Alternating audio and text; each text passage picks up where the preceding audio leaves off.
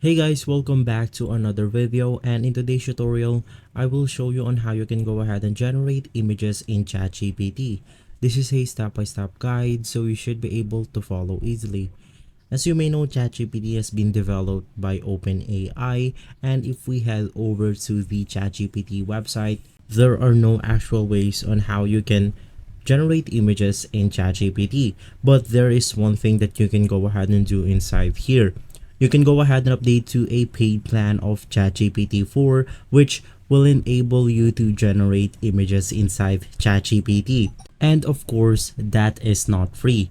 And as I've mentioned earlier, ChatGPT has been made by OpenAI, and OpenAI has a text to image application. It's called OpenArt.ai. You want to open up the official website, and from here you will be able to create images.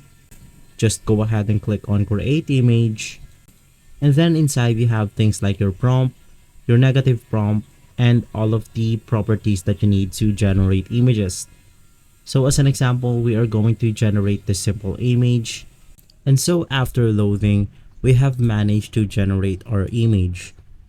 So guys, if this video has been helpful for you, please consider by liking and subscribing. I'll make sure to see you again next time, and as always, thank you.